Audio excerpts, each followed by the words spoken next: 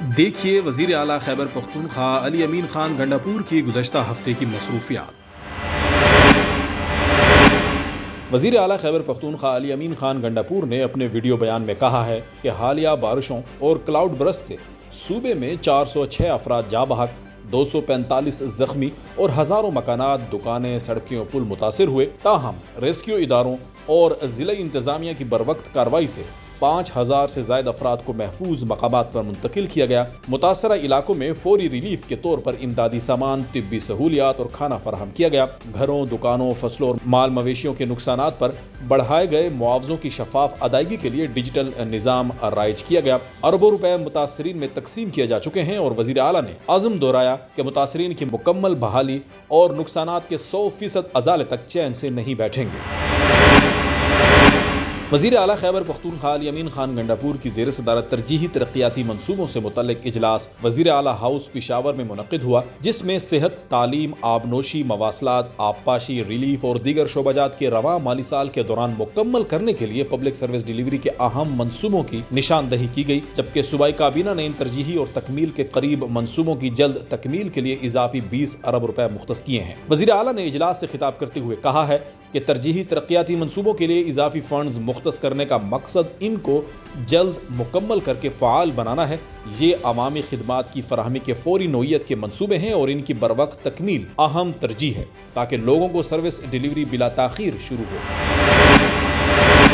وزیر اعلیٰ خیبر پختونخوا علی امین خان گنڈاپور کی ہدایت پر صوبے کے تعلیمی نظام میں اصلاحات کا عمل جاری ہے۔ اس سلسلے میں ایک اہم اصلاحاتی اقدام کے طور پر صوبے کے سمر اور ونٹر زونز میں تعلیمی سال کو فال سیمسٹر اور اسپرنگ سیمسٹر میں تقسیم کرنے کا فیصلہ کیا گیا ہے۔ ابتدائی طور پر اس سسٹم کا اطلاق نرسری سے جماعت 8 تک کی کلاسز پر ہوگا۔ تفصیلات کے مطابق سمر زون میں تعلیمی سال کا آغاز 1 ستمبر سے ہوگا۔ سمر زون میں فال سیمسٹر 1 ستمبر سے 31 دسمبر تک ہوگا اور اسپرنگ سیمسٹر 16 جنوری سے 31 مئی تک ہوگا۔ اسی طرح ونٹر زون میں تعلیمی سال کا آغاز 1 مارچ سے ہوگا۔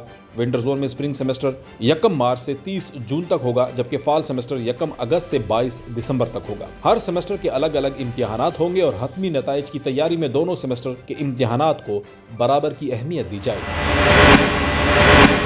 وزیر اعلیٰ خیبر پختونخوا علی امین خان گنڈاپور کی ہدایت پر صوبے کے تعلیمی بورڈز میں اصلاحات کے لیے ایک اہم اقدام کے طور پر صوبے کے تمام تعلیمی بورڈز کے چیئرمین، سیکریٹریز اور کنٹرولرز کی تعیناتی کا موجودہ طریقہ کار تبدیل کر دیا گیا ہے۔